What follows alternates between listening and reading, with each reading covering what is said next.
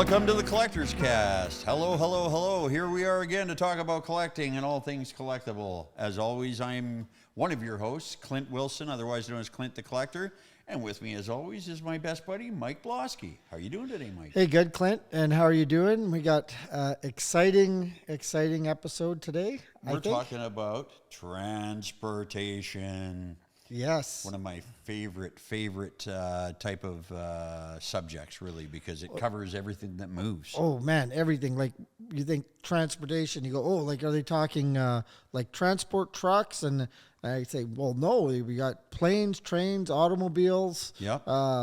boats. That's not just a movie shipping, title, folks. That's things people collect. It pretty much covers everything where you could move people, move goods. Well, let's go back to the root of transportation when you think about it. And I'm just shooting from the hip here, but, you know, early peoples didn't move a lot, unless they were nomadic and they moved to hunt and gather, unless it was their purpose to move. But typically, people lived in the same area all their lives. And that becomes really apparent when you go back to, say, the 1800s. A lot of people didn't ever go further than 20 miles from where they were born. Yes. And they just stayed there because, you know, getting around was hard. And, you know, once the Industrial Revolution came in, and of course there was the horse and cart and whatnot, and people started moving to a degree. But it wasn't until mechanical transportation came in, the Industrial Revolution, and the invention of steam-powered ships and trains, and eventually internal combustion engines and then, you know, eventually from cars into flight. And it's just gone nuts in a very short amount of time when you think about it. You know, flight is, less than 100, or just over 100 years old. Yeah. Manned flight. So it really just exploded. And now we got this whole genre to talk about. And, you know, Clint, transportation, you know, transporting things. But it even goes back as far as the old spice trade. Mm-hmm. Camel caravans. I was going to say caravans going the Silk Road. The Silk Road, you know, carrying spices and different goods.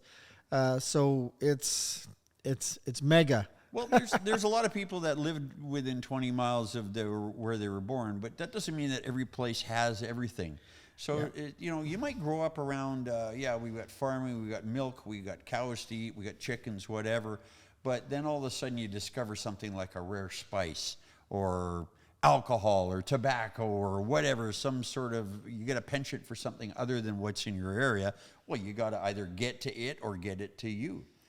And here we are with all these wonderful ways. And now the world is such a busy place, it just moves everything everywhere. Nobody's happy where they are anymore. So I'm going to ask you, Clint, what is your favorite genre of transportation? I got to go, you know, growing up, it was always, I liked a little bit of it all. I liked boats and planes and trains. Actually, trains used to scare me a little bit when I was a kid. They were so big and just giant and noisy that if one was coming anywhere near me, I'd get way the hell away to the tracks, just in case it derailed that day and, you know, came and crushed me. But I got to honestly say, between it all, it's the cars. I started with cars. I played with Matchbox and Hot Wheel cars at my mom tells me before I can even remember that my favorite game was getting a flat tire. Well, we got a flat tire, we got to change it up here. 10 of the people driving the little Matchbox car were changing the flat tire. So it's always been cars. I always really was aware of cars. As a little kid, you know, if somebody had a hot rod in town, I noticed that like before anybody else before I noticed anything else was the fast cars. And the cool cars, the classics. And I noticed, like, I mean, there's so much wonderful stuff here in your shop, Clint. But I know in your house, you know, I spend a lot of time in there, and I just always think, man, he loves these trucks. He loves these old tin, the press steel stuff, man. Yeah, the old Tonkas and Buddy L's. I really do. You've got some really nice stuff. The old your Winnebagos. Oh, the Winnebagos, yes. There's one I think that might be. I don't know if the cameras can see it or not, but it's right there, and they're the Tonka Winnebagos. We've talked. We'll get a picture of it up on the Instagram. And it's one of my favorite things. Actually, my favorite thing to collect is the Tonka Winnebago. But all that old pressed steel, and I think what it comes down to is it's what moved everything around the world. So I just locked into it, and I just love it.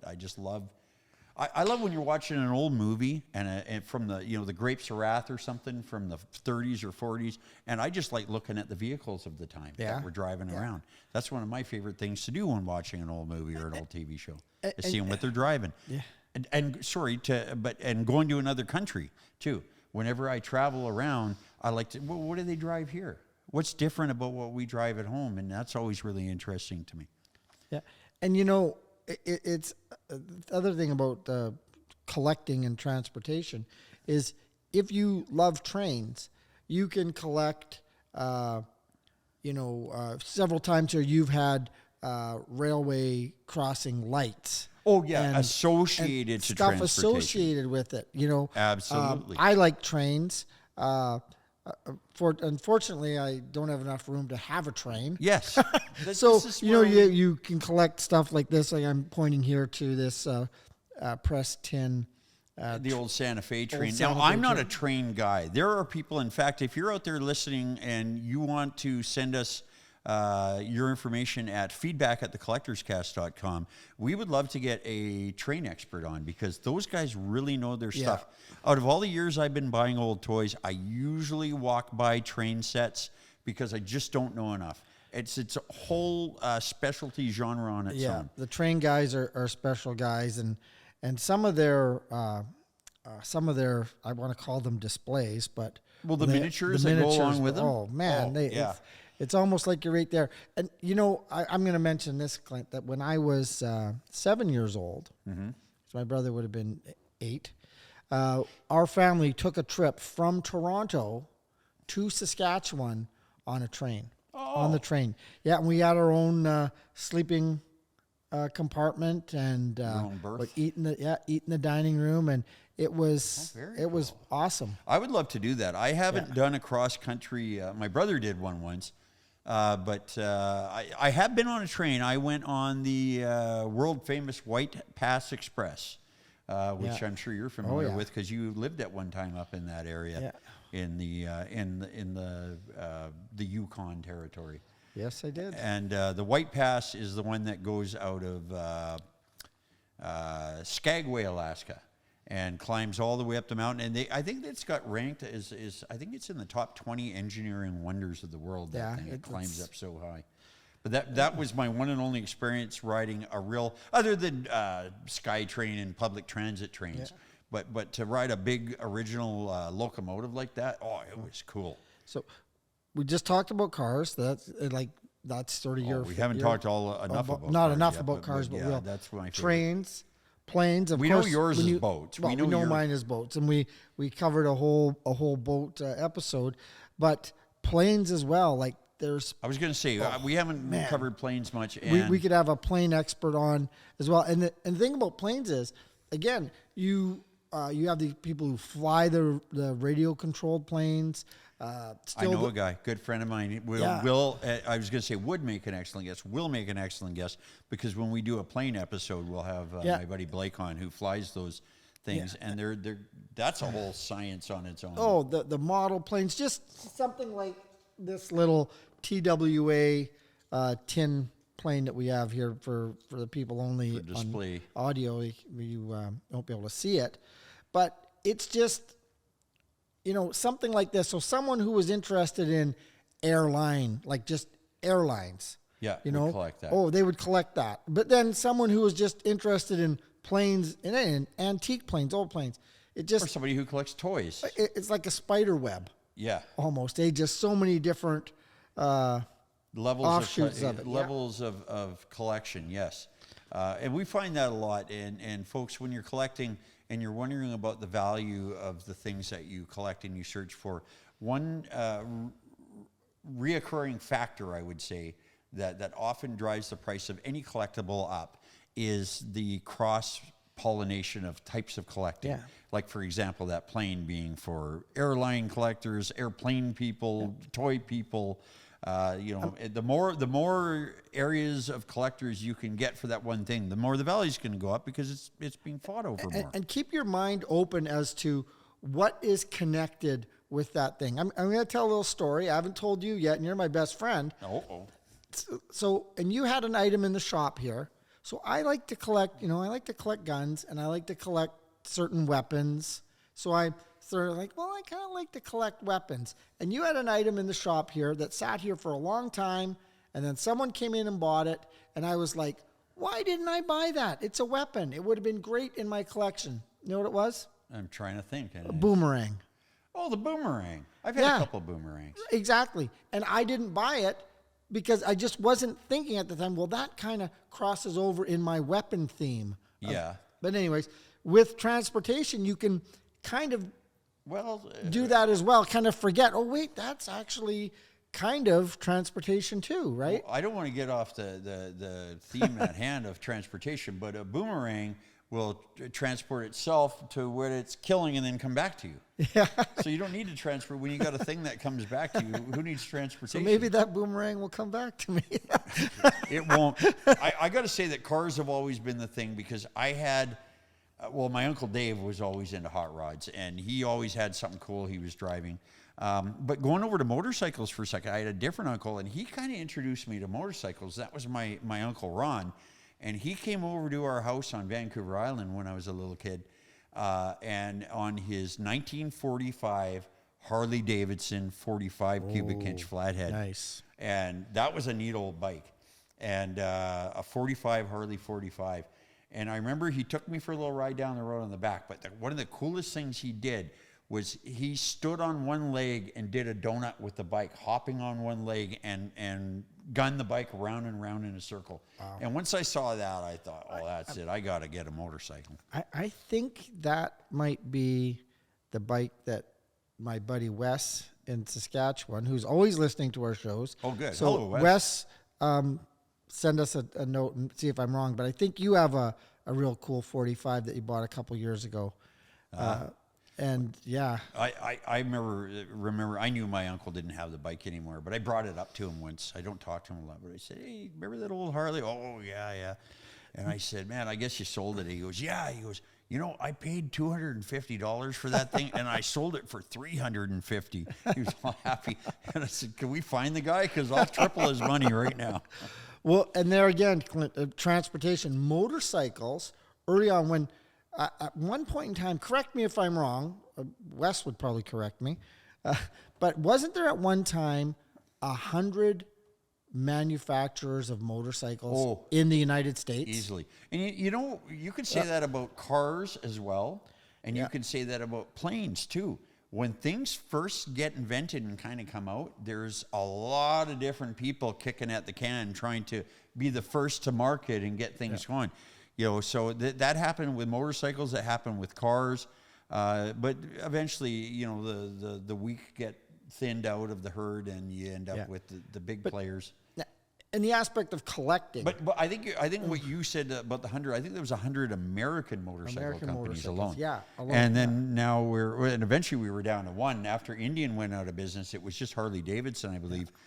And then there's been a few startups. Victory came in. I don't know if they're still doing their thing or not. But Indian's back now. Indian's under back a different now, ownership, pretty strong. But Harley Davidson's the one that never left. But let's say transportation motorcycles. There are people out there, I'm sure, that don't have a motorcycle. Maybe they just don't have the financial ability to have a motorcycle or the space or whatever.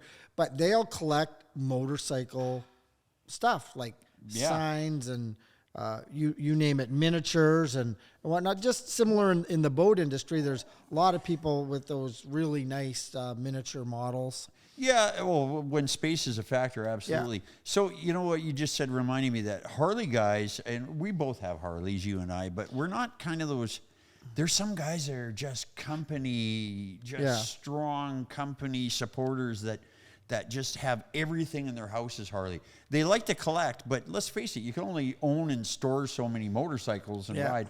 I know a couple guys that have like a couple hundred motorcycles, but they're a rarity, and they got a lot of money and a lot of space. But if you're just an average working Joe, my ex-father-in-law was like that, Steve Dodd. He had that FX Dynaglide that's in the showroom of my auto wrecker sitting there. And he only had the one bike, but he had everything Harley Davidson. He had socks, he had coffee cups, of course, posters on the wall, shirts. I think he had underwear. He could dress up completely head to toe in Harley stuff. Yeah. And he was just one of those guys. So, you know, the marketing, I guess, is really done smartly with those guys. They put their name on everything. You just don't see it. Like, you don't see people with Honda everywhere. I mean, I guess you do now a little more. But Harley Davidson brand loyalty has been something that's been around for years. Cult-like. Yeah. Otherwise, let's face it, the bikes probably wouldn't be here because they weren't ever the best built motorcycles. No, they were always the coolest, though. But they were always the coolest. They always got the most respect. And, you know, it's just become a cool factor thing. Why do I drive a 66 Pontiac Parisienne? Surely there must be far better engineered vehicles now, better on fuel, better handling, better everything. Oh, yeah, there are. But I'm going to drive the Parisienne because it's cool as hell. You know, there's a certain time where practicality goes out the window and you do what you love. Let's just talk about your Parisienne and like cars for a second, Clint, because isn't it not crazy? Like, you go back to let's say the movie American Graffiti. Oh, one of my favorites. Absolutely, mine I'll watch too. it anytime it's on. And you think about that, and you think, wow, America was just such a car culture, right? Oh yeah. Like, it was car. Everything was the car. We came out of the war years and into the 50s, and you remember that movie? What the heck was it called? Tin Men. When they were selling the aluminum siding. And they'd all pull up in the morning for the morning meeting. They all had Cadillacs. Yeah, I think I remember pieces of it. You know, you think of Cadillac, Lincoln, Chevy, Ford, you know, it just... You're right. America's a love affair with the automobile. Such a transportation culture. Yes, and the car was really driven too by the manufacturers. It was driven home to people, and not just in the States, but in Canada too, and in around the world. We find there's car culture. There's clubs that especially love the Americana. In Japan, like, old American cars are hugely popular, and motorcycles as well. Back to the Parisienne, though, I love a great car, a beautiful car, of course. But again, it's a space and a money thing. That's why I have so many toy cars everywhere. Because I love them. I don't want to stop owning them and looking at them and enjoying them. But when it comes to real cars, even a guy with me, I got a little bit of dough in the bank. I got a business. I can only afford to insure so many cars and drive and fuel and maintain so many cars. So I have a regular pickup truck that you'd see driving around, and I have two what I would classify hot rods. I have my 64 Fairlane station wagon, which I call the wagon because I use that to take the dogs out to the lake and whatnot. And because I don't care about the interior. But if I want to drive something cool and look styling and have the dogs with me, I got the wagon. And then I've got, of course, the 66 Parisienne, which is my dream car. I had it built special as my dream car. It was the car, if I could pick anything I wanted, it was that car. And that's what I did. And that was done, of course, as you know, on the popular television show Rust Valley Restorers, where they took my old Parisienne that had once been owned by my son, and they restored it ground up to me, for me, and made it entirely brand new again. It's like a new car. It's awesome. And we'll get some pictures up on the Instagram of that thing too. Mike Hall up there and his crew did an amazing job. Yeah, and your purple Pontiac is on the cover of Netflix of your album. Oh, on the cover of my album. Of Clint's band, Fusionstein, who, just getting off topic a little bit. Yeah. A couple weeks ago, lady friend and I went and watched. We played a live gig in Vancouver. Clint's band play live with his lady, and it was a great night, fantastic night. And I must say, if you haven't seen Clint's band Fusionstein, if you get a chance to see them, go, because it is a great night and a great night of entertainment. Thank you, Michael. Yeah, pal, there wasn't a person there in that audience that wasn't wowed. Oh, cool. Yeah, so it was awesome. And I didn't even have the Pontiac with me, and they were still impressed. No. You know, we went in your plain Jane truck. Let's face it. Why do you originally get a car like that? Well, you want to be mobile, you want to be cool, but you do it to get the girls too. So far that Pontiac is not working because I leave it sitting out front. And nobody's knocked on my door yet, but that's okay. Maybe one day. Back to our transportation theme. And you know, I even knew a guy, sadly he passed away years ago. He collected, and it was unbelievable, these huge models of tanker ships, like ocean-going tankers. Like oil tankers? Like oil tankers and, you know, the big ships that carry the cargo containers on them. Containers? Yeah. Really? And he had a collection of them? He had a collection of models? them. And well, Clint, they were huge, and they were in glass cabinets, and he would have these made, and they were all actual seagoing vessels that were real vessels that these models were made out of. Cool. Yeah. And it was were they pretty also impressive. functioning like remote control style? They were just display? Just display. Oh, wow. I But would very love to have seen detailed, and those. yeah, it was something to see. Not everybody likes a good ship model. Our last episode was or a couple episodes ago was on folk art, and we displayed the giant Titanic ship here, which everybody loves it when they come in the shop. The Titanic made of Meccano. Go and look for that on our Instagram page. Well, hey, and wasn't the Titanic the queen of transportation at one point, right? Oh, it was transporting supposed to be the epitome of luxury on the high seas. transporting people across the ocean. Good thing they made it unsinkable. Yeah. Well, what was I wasn't sure I was going to mention this, but I'm going to mention it now. Usually, our viewers, you'll see, we usually have the Zeppelin. Yes. Sitting here, that cool Zeppelin model. And Yeah. we're saying, well, talk about transportation. Well, and I said, well, they did transport people on those hydrogen Zeppelins. And then we were like, well, The ones that made it were happy to maybe travel we that won't way. put that on the table today. Here's a Zeppelin fact. I don't know if you know this or not, but we'll ask our producer, Aiden, if he knows too.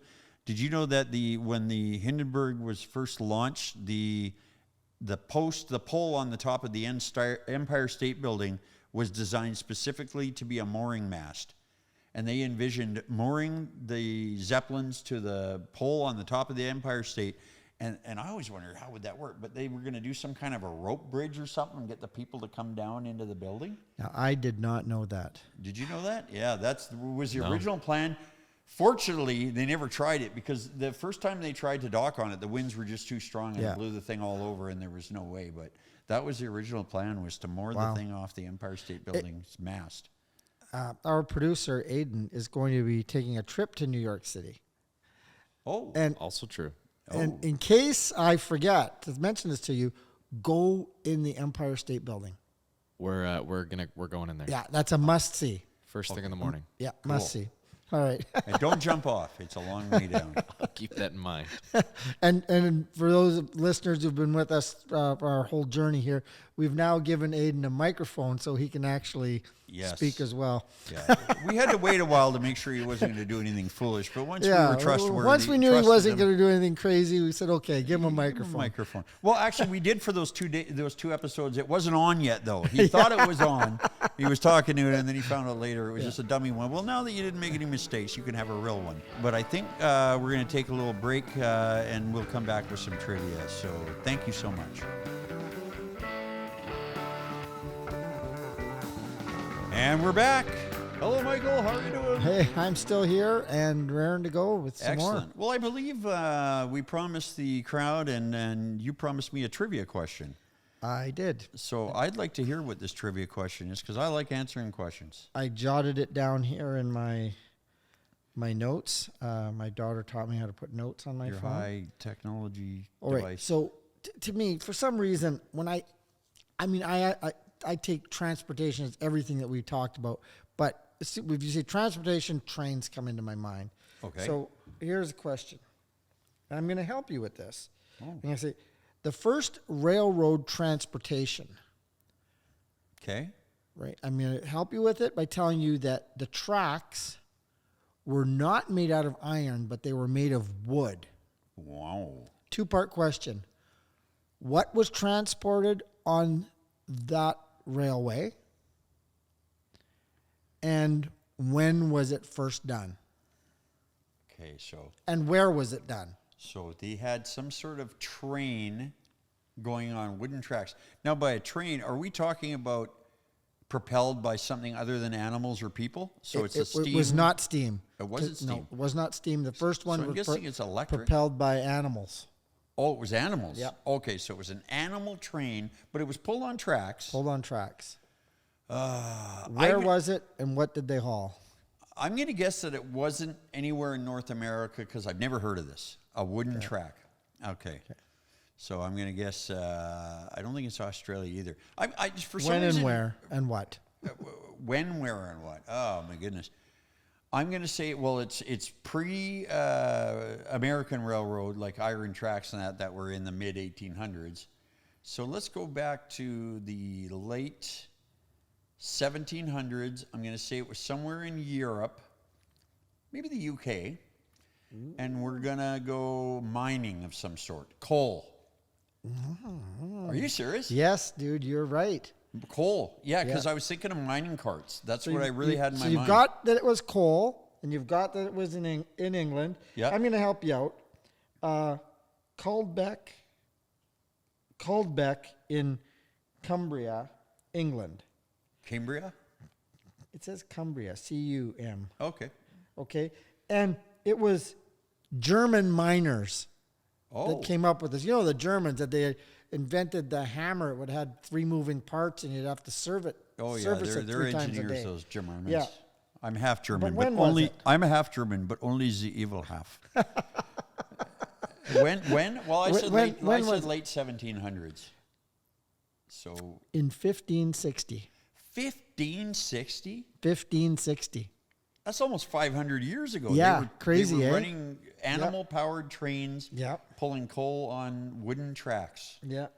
I'm surprised the Dutch didn't invent those tracks. Well, Germany, Netherlands, they're kind of close together. And they pulled it about the first one was over a mile to a terminal. Okay. Where the coal was distributed. Yeah. Well, let's face it. In the old days, you go back to cars and everything. The earliest roads were absolute crap because they were just garbage roads. There was no paving. There wasn't even graveling or anything. So yeah, that makes total sense. Okay, well, hey, I'm glad I got most of that right because I had no idea. Before we go to our coveted listener question, though, Aiden, our producer, has a little something for us planned here where we're going to put on some headphones, and I think he's got a couple or 3 sounds. Are they recordings or clips from movies? It is just the audio. Just the audio from a movie, somehow related to transportation, and we're supposed to identify what the movie is, correct? Correct. Okay, and there's Clint. 3 of them? Okay. Clint, I told you not to give him a microphone. Now the trouble has started. Next thing you know, we'll be working for a living. Okay, movie clip number 1. All right, here we go.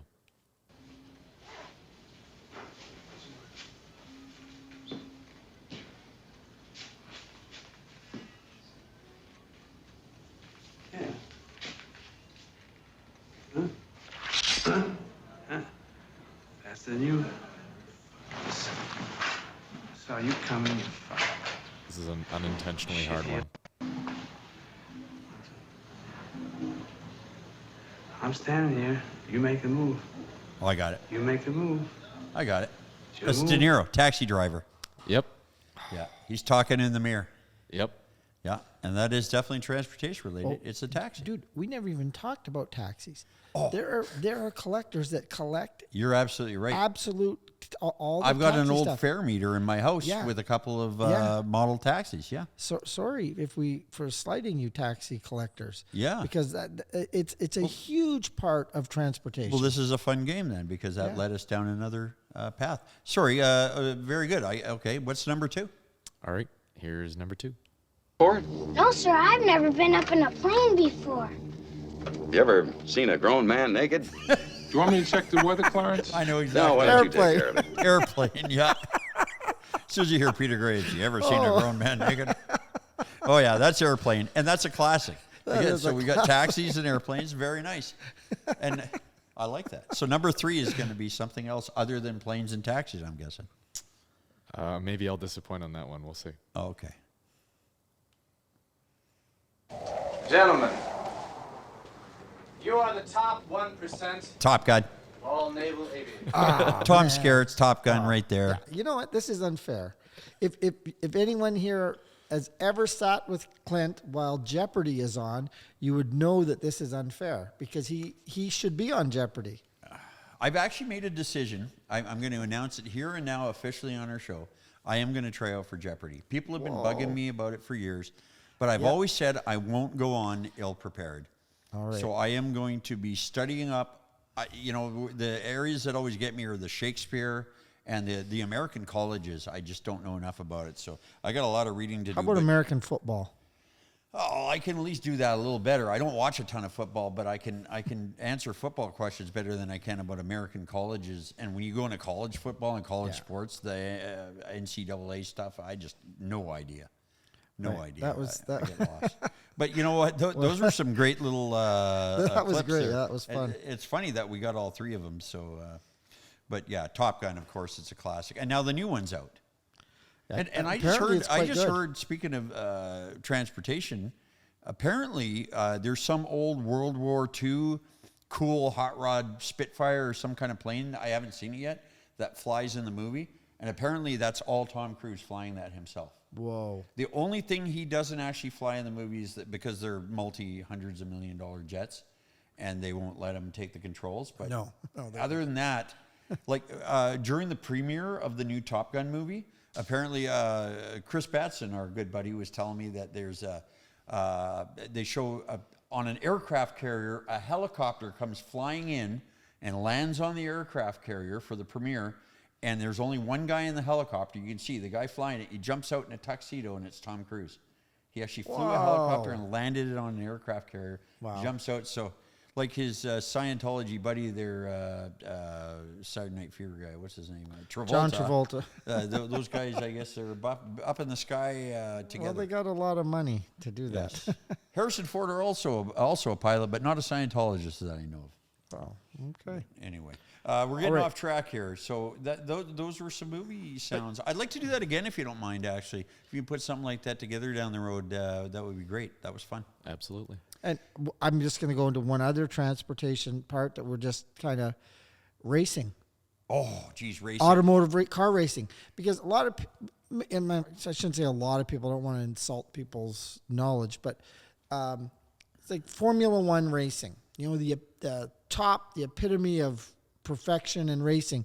A lot of people may not realize that technology that the Formula One guys develop and use all trickles down into our vehicles. They're hybrid systems. They're way back to when Honda developed the engine that the valves were run by air. That came from Formula One. All that stuff. So, again, a huge part of transportation. So all you got to do is take racing a couple hundred geniuses and a few $100 million, and they come up with all sorts of great ideas.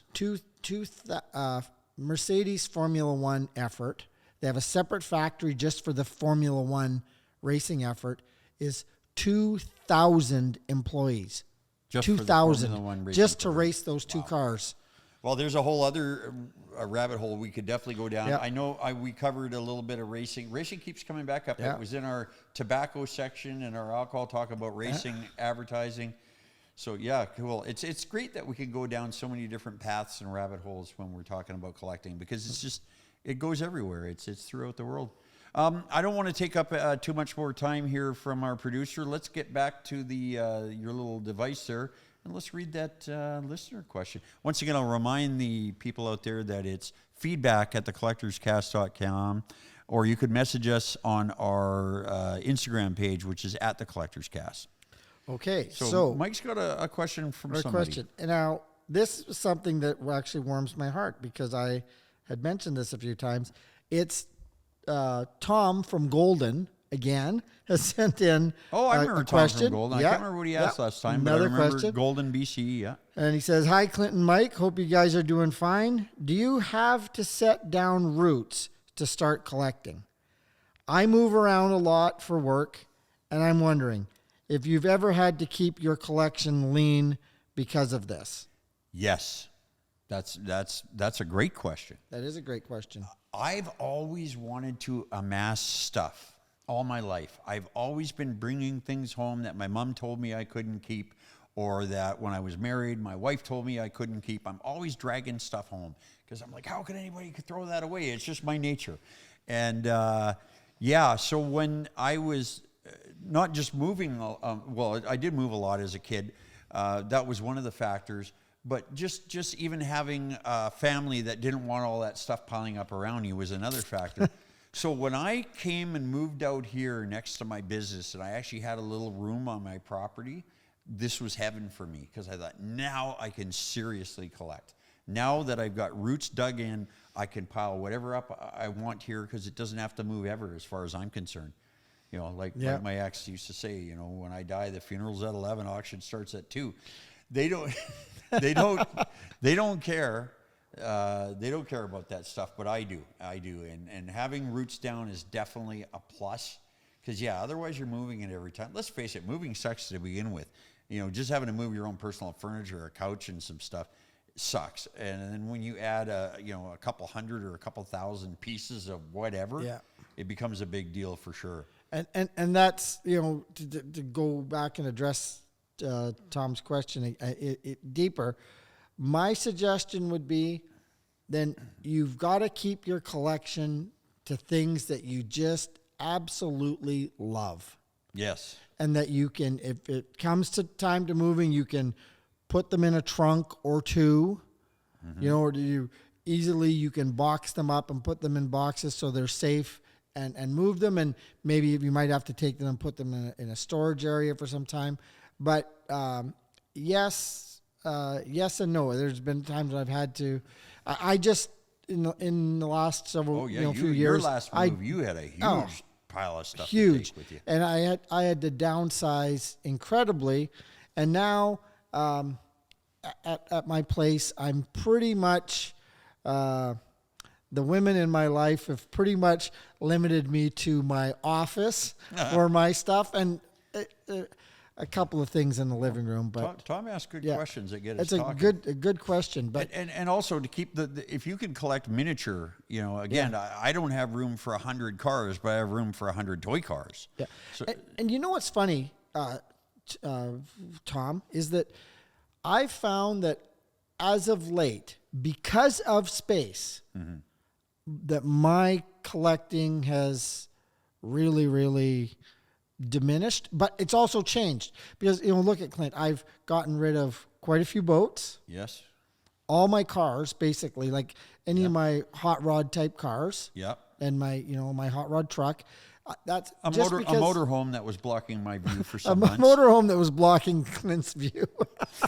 That's a whole other story. Various other transportation items. Yes. Yeah, it was a transportation item. I was letting you look at it. You've culled the herd. I will agree. And I've said, okay, how much stuff do I want to have? And that's why, as of late, I've been collecting firearms more, because they are, first of all, because I like it, but also, you know, they're kind of easy keepers. You can have a safe, and you can put them all in a safe or all in their gun cabinets, and they don't take up a whole lot of room. No, they do not. I agree. Great question, Tom. Yeah. But my advice to you is keep it lean if you might have to move, and have even, you could test it out. Like maybe buy a couple of trunks, cool trunks or cool shipping boxes, and see that your stuff fits in there. Yes. And then have them basically on standby. Maybe use them as furniture. And a good point. Your transportation trunk is also your display table. Exactly. So it's double usage. Yep. Yes. So thanks again, Tom. And listen, 2 is not the limit. If you got a question, send us more. Oh, yes. Yeah. Keep saying. I thought you meant 2 is not the limit of things you can collect. No, you can collect a little more than 2 things. No, 2 is not the limit of questions, I mean, Tom. Yeah, please send us more questions. Again, that's feedback@thecollectorscast.com. I think we've made a small dent in transportation today. Very small dent. Barely scratched the car, to be honest. But we're going to go back here again and again, because transportation falls within the lines of so many other things that people collect. So, sorry, Clint, to cut you off, but please. I just thought about that I actually have a relative that builds authentic stagecoaches. Oh. This is for another time. Geez, and that was collecting before there were cars. And that's transportation. Excellent. Yeah. I believe there was even a movie called Stagecoach. Awesome. Well, you know what? Let's not beat this one to death because there's lots more to talk about in the future. We're going to be here once a week, every week, just like you like. And I've once again had my education supplemented, my IQ raised, and I'm just walking away a smarter guy altogether. And this has been the Collector's Cast. He's been Mike. I've been Clint. You've all been wonderful. Thanks for sticking around. Hey, see you soon.